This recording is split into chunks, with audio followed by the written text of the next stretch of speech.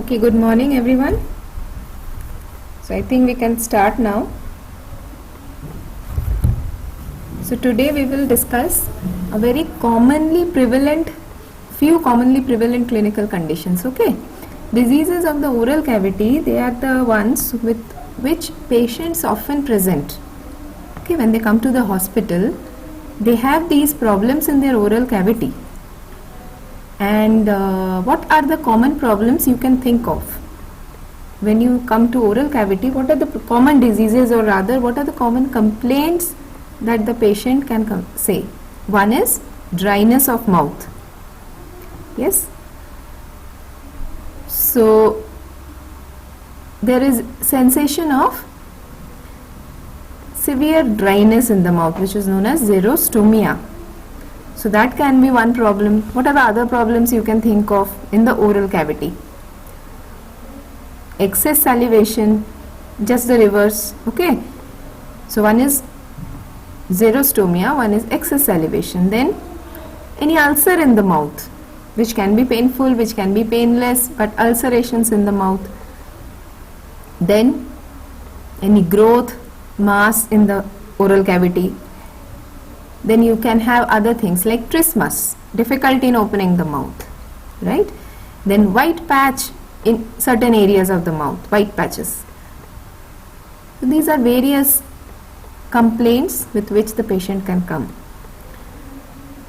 So in this class we will just discuss few of the most common ones, okay? The very common conditions which you will find in OPD, and few very relevant short notes that you can get. We will discuss those. So if you come to the list of diseases, the common ones, submucous fibrosis. This is a very common condition. We will discuss this in detail. Aphthous ulcer, again very common. I think even within you also few people must have suffered from this condition, aphthous ulcer. Then leukoplakia, erythroplakia, oral candidiasis, orolabial herpes, then Vincent's infection, infectious mononucleosis, tongue tie, ranula. So all these are individual clinical entities, and let us discuss the few common ones. Okay, first coming to aphthous ulcer. So I told you aphthous ulcer. What is aphthous ulcer? Aphthous ulcer is rather one of the commonest disease of the oral cavity, where you can find superficial ulcers which are recurrent, okay, and they are present on the mucosa with, remember, a necrotic center surrounded by a red halo. So center is necrosed, which will appear like yellowish, and surrounding red halo due to erythema. That is a typical picture you get in case of aphthous ulcer. Second hallmark is it involves the movable mucosa of the oral cavity. So please remember, this is very important. It involves the movable mucosa of the oral cavity. What do you mean by movable mucosa? It is involving the inner surface of the lips, cheeks, that is the buccal mucosa. When I say cheeks and I say oral cavity, it means the inner aspect. So that is the buccal mucosa. Tongue and soft palate. So characteristically, these ulcers are involving lips, buccal mucosa, tongue and soft palate. But aphthous ulcers are not found in fixed mucosa, like in hard palate and gingiva. Okay? So you do not get aphthous ulcers where the mucosa is fixed to the underlying bone, but you get aphthous ulcers in regions of movable mucosa.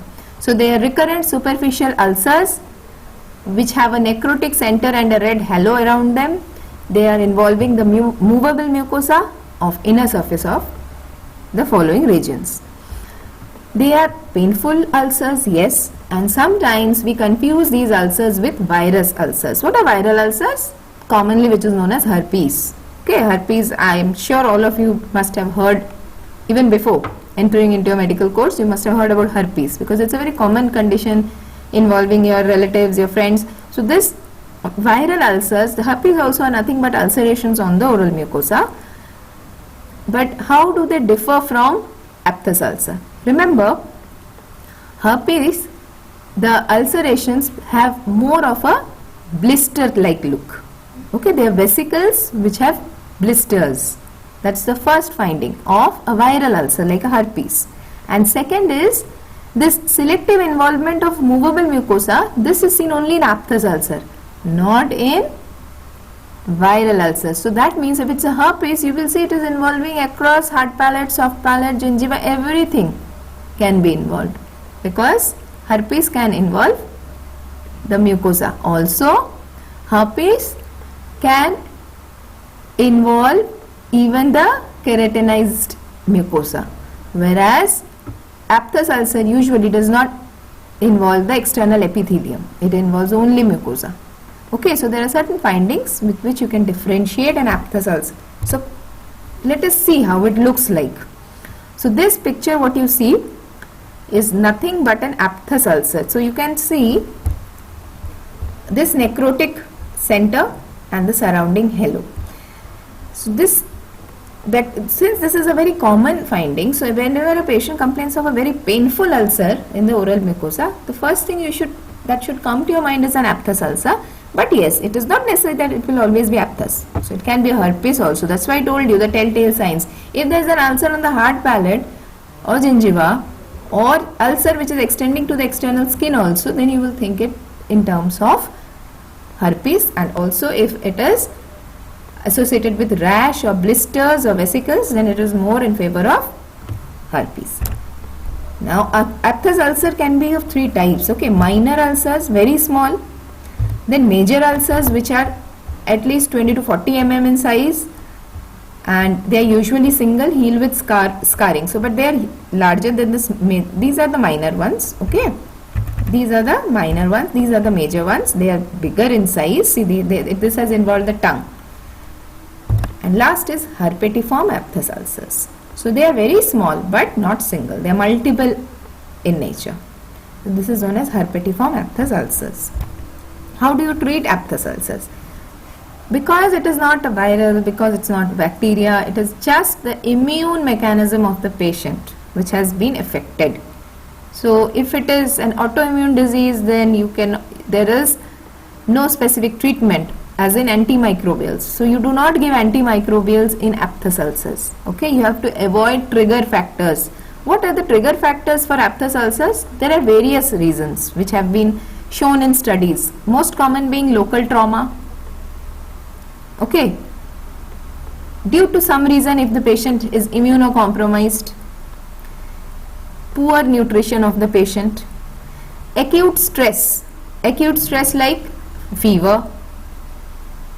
Okay, so any of these conditions predispose towards development of aphthous ulcer. So in short, you remember, any condition which can lower the immunity of the person can trigger development of aphthous ulcer. So you have to avoid the trigger factors. If you think it's due to nutritional deficiency, you have to improve the nutrition of the patient. You have to relieve the stress.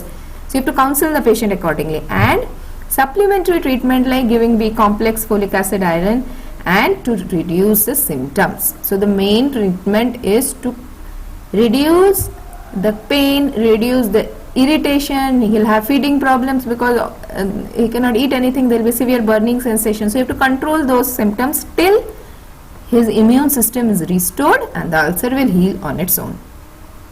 So to reduce the pain, what do? We sometimes have to give analgesics. We have to give antibiotics. Why antibiotics here? I have mentioned antibiotics, basically you see they are just to prevent secondary infection. And this is given only if it doesn't heal for a long time. Okay, this is not the mainstay. The mainstay of treatment is steroids, topical steroids, but okay, never oral. You have to give topical triamcinolone ointment, which can be applied over the oral mucosa, and that has to be given for 7 to 14 days. Then analgesics, anesthetics, and in severe cases where there are multiple ulcers and you think that so much ulcers and very low immunity has caused secondary bacterial infection in the mouth, then you have to give antibiotics and mouth rinsing with betamethasone and tetracycline. So that is about aphthous ulcers. Now coming to a second condition which is known as oculo-orogenital syndrome or Behçet syndrome. What is this? This is again ulcer, but this aphthous ulcer is present in the form of a syndrome. Uveitis in the eye, aphthous ulcers in the mouth, and genital ulcers. So 3 regions of the body are involved simultaneously. Then you come to a conclusion that this is not an isolated aphthous ulcer. This can be a situation known as Behçet syndrome. Treatment is again steroid because they are all immune system which has gone wrong. Third, oral candidiasis. Now again, this I told you we'll discuss the common ones. Believe me, this is also a common situation where patient will come with a white coating in the oral cavity. So there will be a coated tongue. The tongue will be coated white in color, like this. Can you see? This is the palate, this is the tongue. So etiology, infection with Candida albicans. Yes, again here also certain predisposing factors like ill health of the patient, any condition of reduced immunity like diabetes mellitus, HIV, prolonged use of steroids, prolonged antibiotic therapy, any immunosuppressant therapy. So what do these things mean? So in which condition will you get prolonged use of steroids?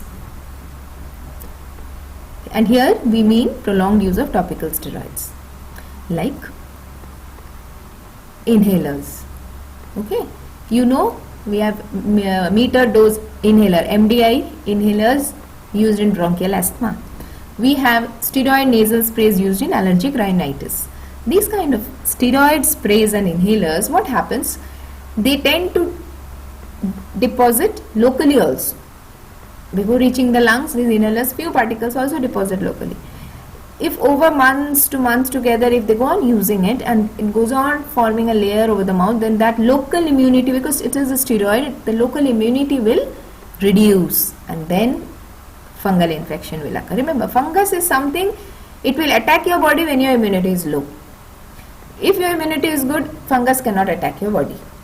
So this Candida albicans now then grows all over that mucosa, and that leads to oral candidiasis.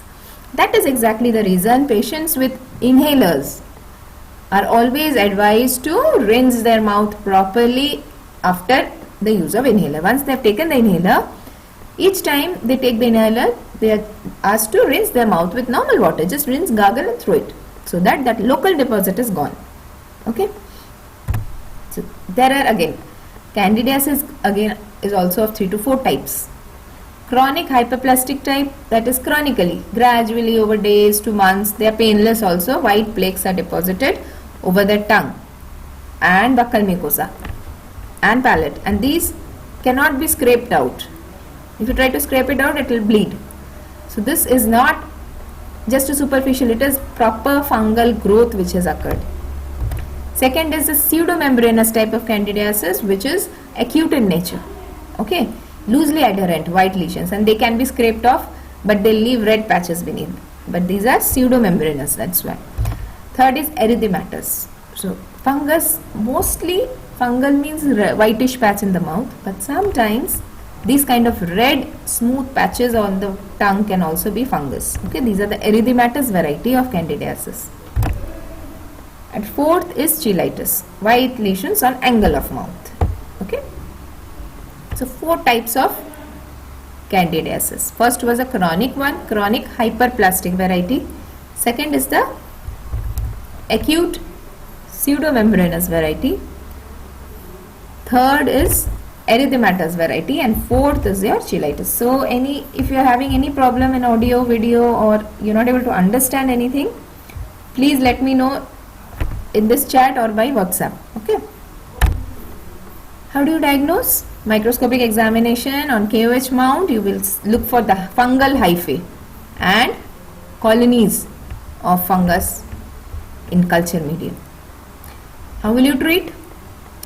Remember, most of oral candidiasis is controlled by topical antifungal agents. Systemic antifungal agents are used rarely.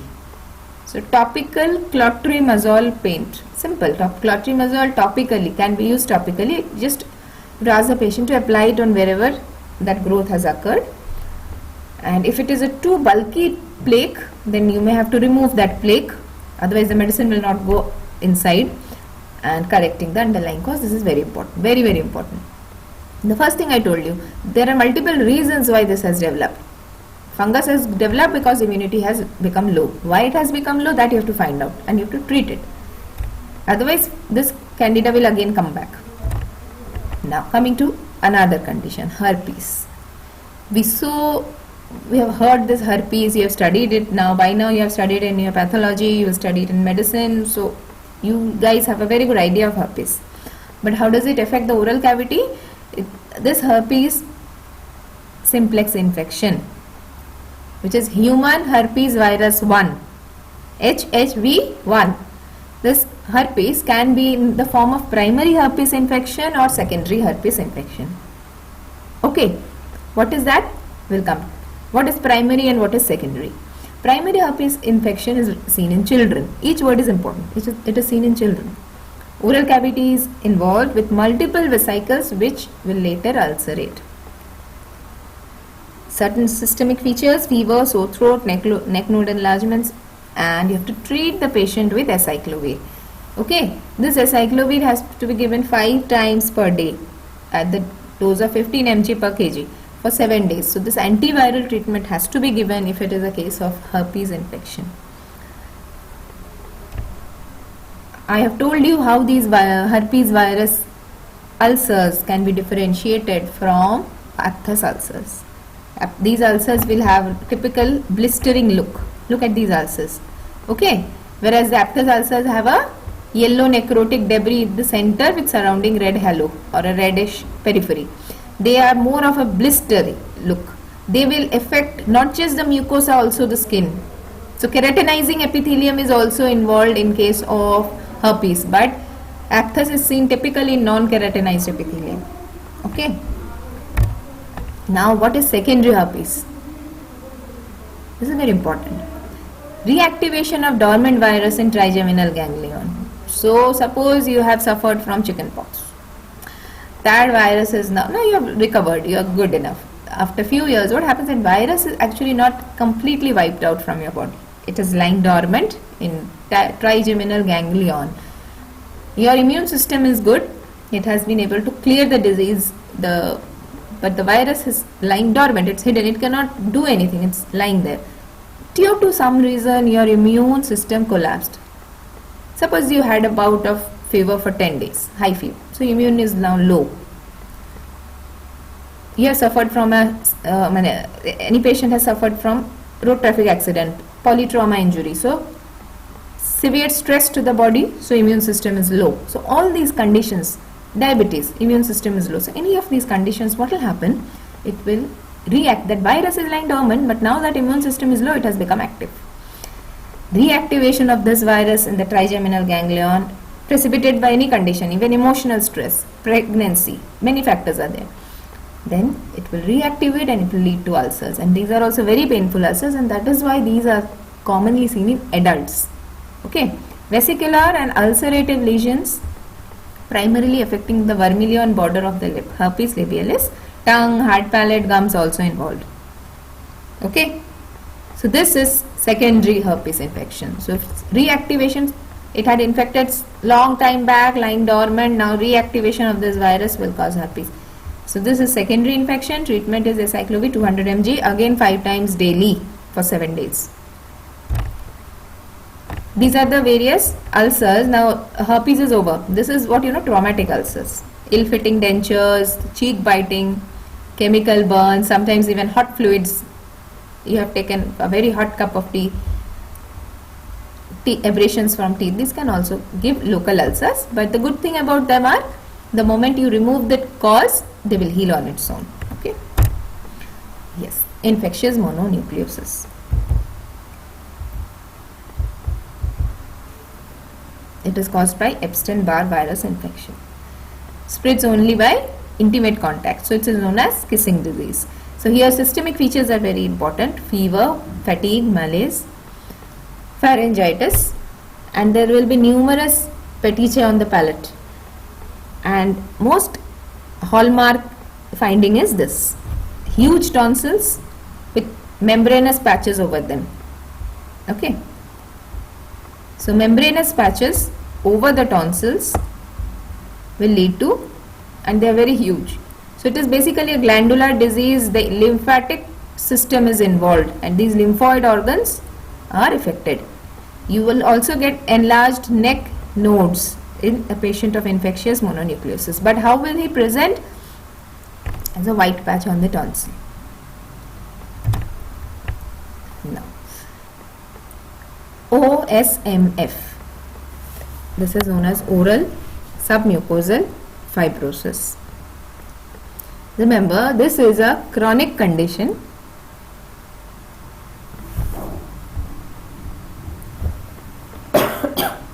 Sorry. So it's a chronic condition, gradual in onset. It is very slow growing, but a pre-malignant disease.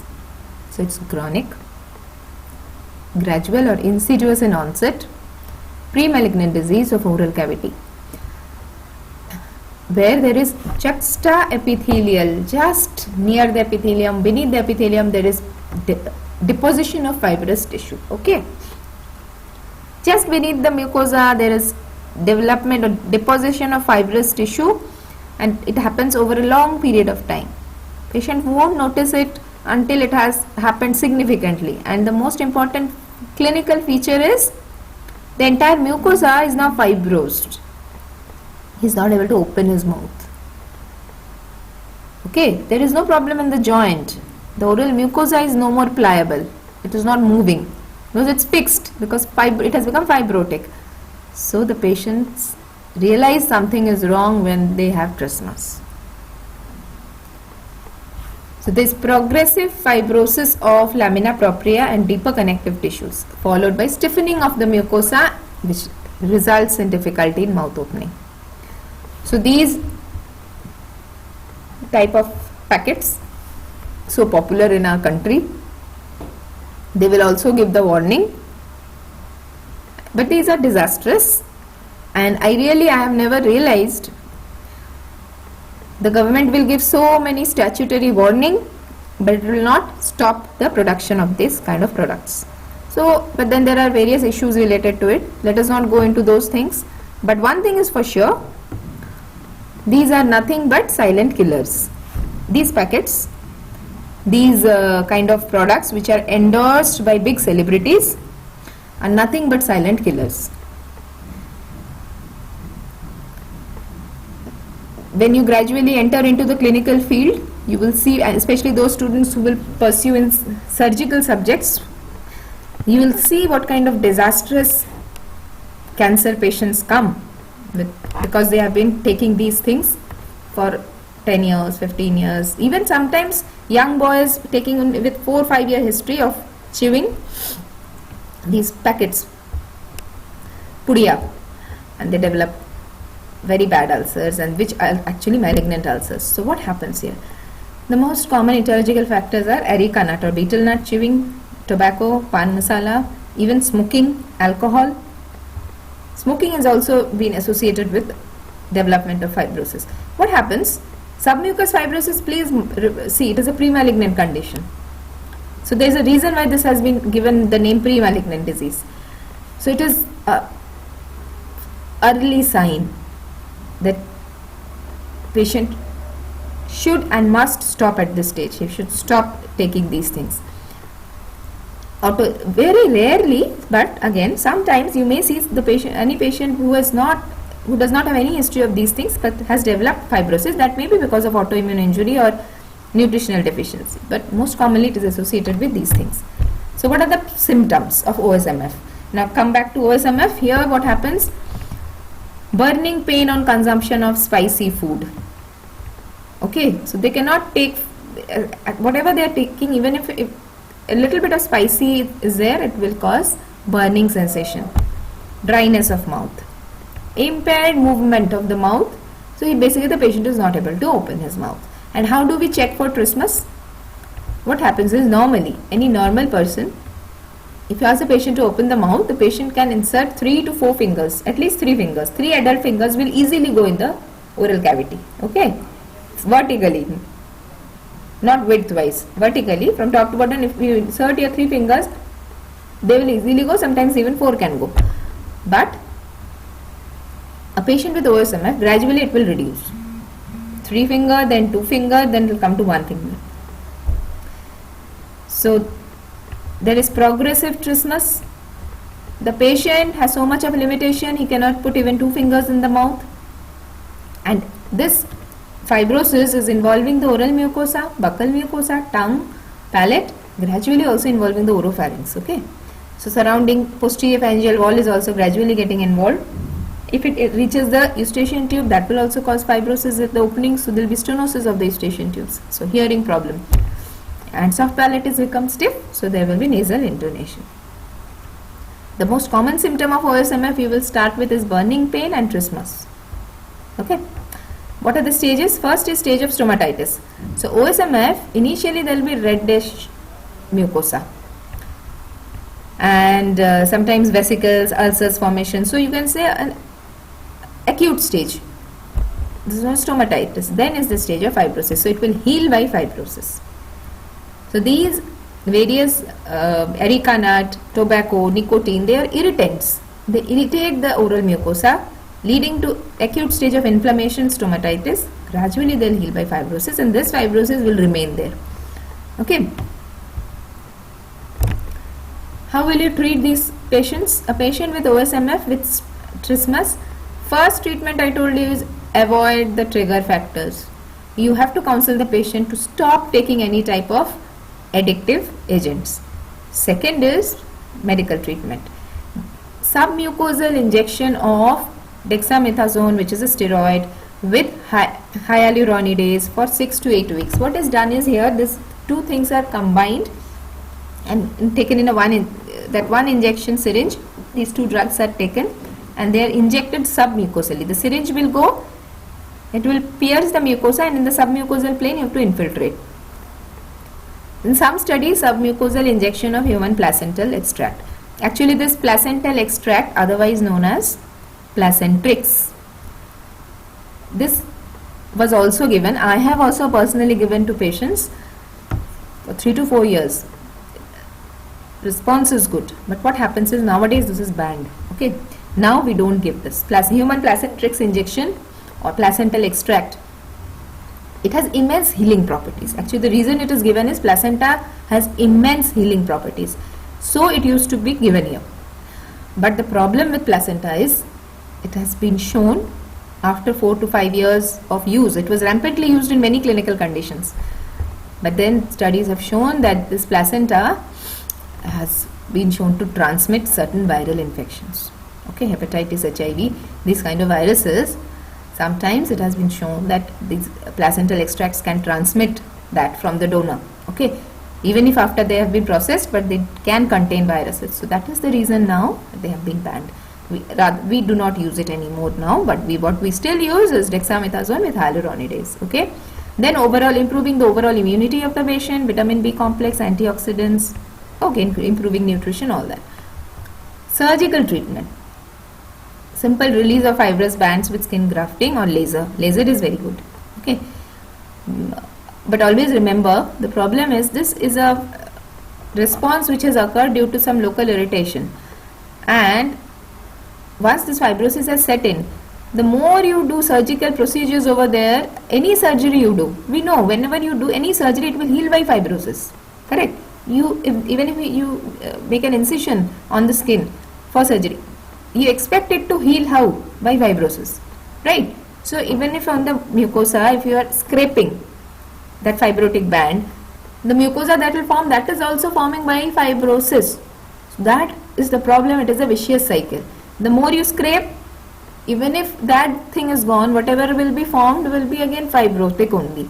So this is a bit dubious, as in people say that you are actually treating the cause or you are causing more fibrosis. That is also questionable. That is the reason. These are point wise you can remember, but more practically what is done is these things. Okay, excision of lesions and then reconstructing with, see, this is done in cases where the patient has grade 4 trismus. What is grade 4 trismus? Even one finger is not going inside the mouth. So you imagine, you're not able to open your mouth for anything, you're not able to chew anything, you have to take food by straw. So it is very difficult. In those patients, we may need to do conditions like reconstruction and temporalis muscle myotomy to just free the TM joint. Okay. Now, leukoplakia. This is also a pre-malignant condition with white patch or plaque that cannot be rubbed off. So it is a white patch or plaque with developed in the oral cavity and which cannot be characterized clinically or pathologically as any other disease. Till now we have discussed so many oral cavity lesions, right? There are so many conditions where you can get white patch. You can get it in candidiasis, you can get it in infectious mononucleosis, even diffused multiple aphthous ulcers will have a whitish lesion surrounded by a halo. So, whitish patch in the oral cavity after you have excluded all other disease and still you see that there is a white patch, then you have to suspect it can be leukoplakia. One thing about leukoplakia is initially it is painless. Okay, so it is a pre-malignant condition with white patch or plaque which cannot be rubbed off and cannot be associated with any other disease. Malignant transformation 1 to 20%. Look at that. So this is huge. That is the reason. That is the reason leukoplakia is pre-malignant and it is a warning sign for the patient. What are the sites involved? Buccal mucosa, tongue, lips, palate, floor of mouth, gingiva, so anywhere in the oral cavity. Etiology: smoking, tobacco chewing, alcohol consumption, and sometimes irritation from an ill-fitting denture or a sharp tooth. Even a sharp tooth can cause chronic trauma to the mucosa. That can cause leukoplakia. So always remember, if you have any patient who complains of that there is a sharp teeth which is causing impinging on my buccal mucosa and causing pain, advise the patient that go to the dentist and get it treated, because local trauma for days and months together, please remember, can cause cancer. Okay, because it will, if that trauma is causing leukoplakia, then it is very well possible that it may turn malignant also. So sharp tooth causing trauma, you should immediately go to the dentist and get it filed. It's not a big deal, they'll just remove that sharpness. Okay, so but yes, these are very less commonly seen conditions. I mean, a sharp tooth causing cancer is less common, but these are definite associations: smoking, tobacco chewing, alcohol consumption, and associated with submucous fibrosis. What happens? Yes, OSMF is pre-malignant, I told you. Sometimes hyperplastic candidiasis patients have been seen that subsequently they have developed leukoplakia and Plummer-Vinson syndrome. So what are the types of leukoplakia? So till now we are not discussing carcinoma per se. Yes, we are still in the leukoplakia stage. So leukoplakia can be homogeneous, smooth whitish in color, called as homogeneous leukoplakia, like this. It can be nodular leukoplakia. It can be verrucous leukoplakia. When do you say verrucous? What happens? Homogeneous means it is on the mucosa at the same level as with the mucosa. Verrucous is, it is elevated, as you can see very well from the picture also, slightly elevated from the mucosa. That is verrucous warty leukoplakia. And erythroleukoplakia, reddish. Again, one variant is there where you have reddish colored leukoplakia, which is known as, because leukoplakia is whitish we say, so here erythroleukoplakia. Now please remember, erythroleukoplakia, if the patient has, he has higher chance of developing oral cancer compared to a plain leukoplakia patient. Erythroleukoplakia has been shown to be more aggressive to develop malignancy. So how will you proceed with this patient? If a patient has come with leukoplakia, you can do one thing. There can be supravital staining with toluidine blue. This is a very interesting thing. You can simply go for staining of this patient to see whether already malignancy has started to develop beneath that leukoplakia or not. And from that area of leukoplakia, you should always take a biopsy to rule out malignancy.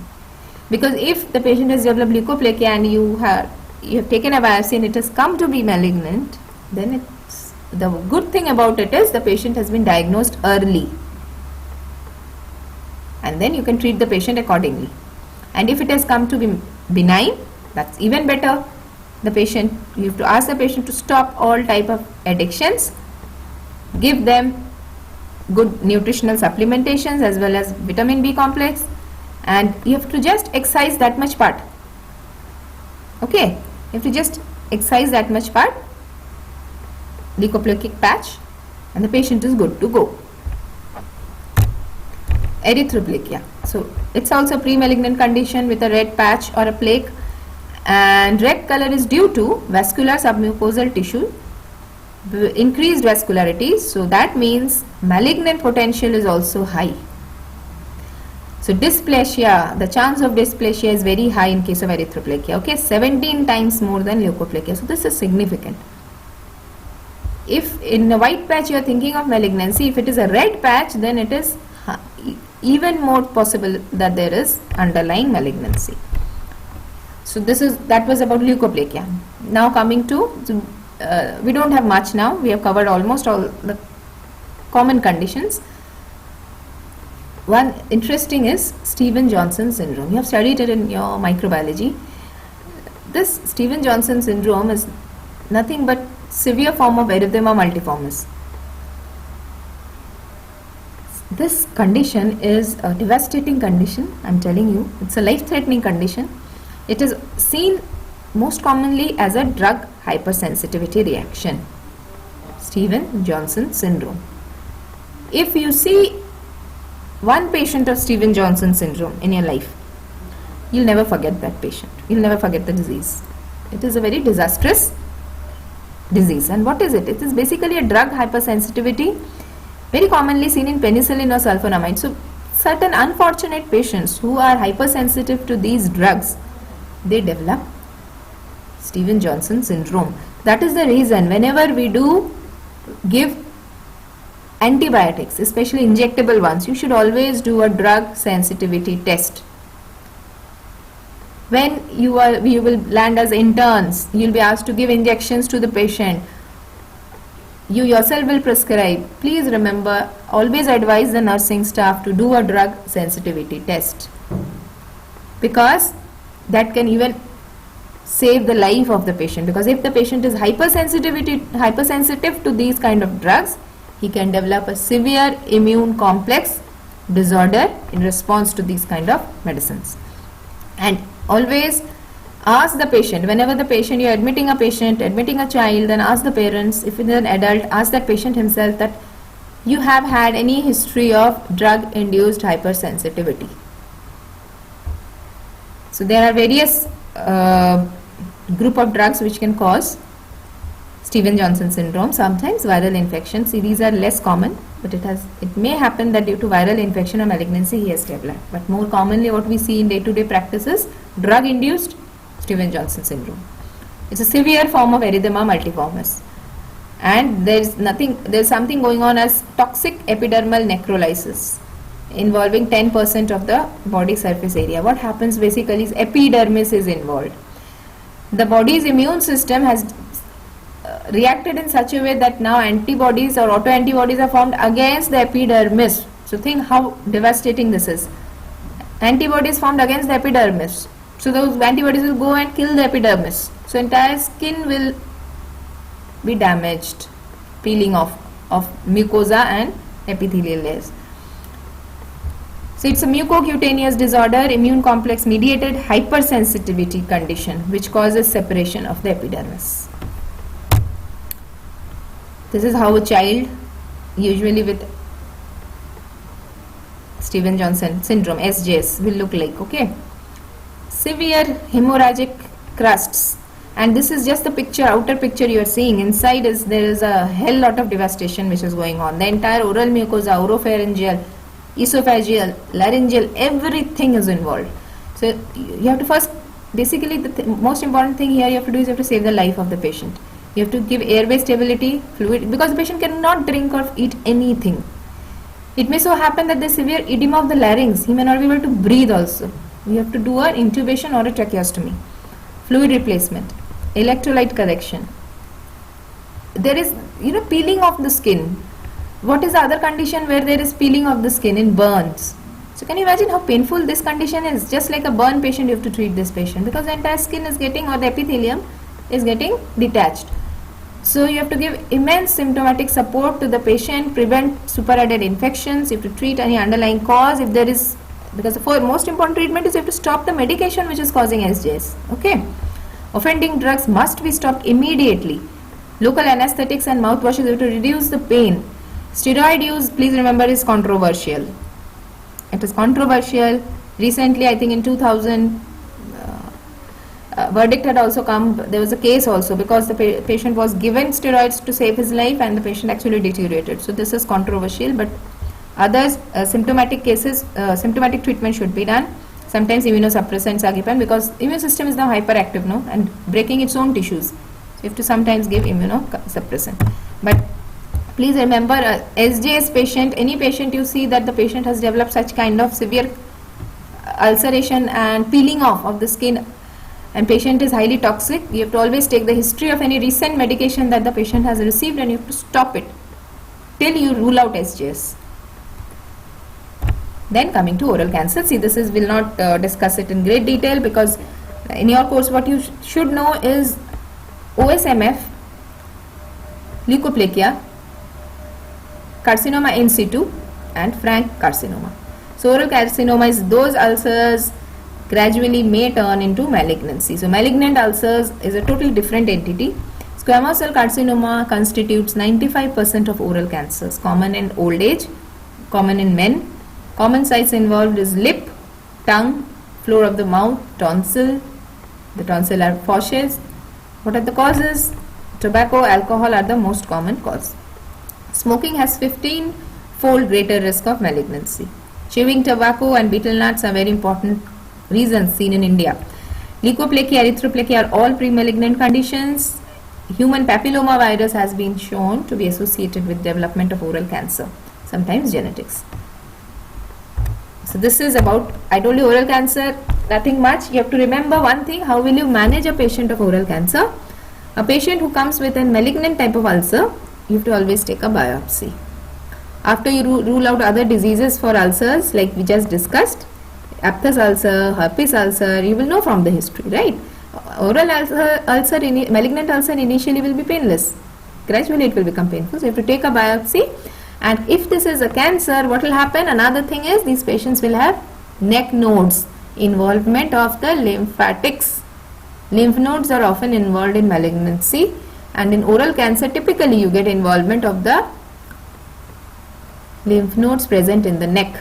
So these patients, you have to do biopsy from the lesion, from the ulcer, and you have to take an FNAC from the neck nodes.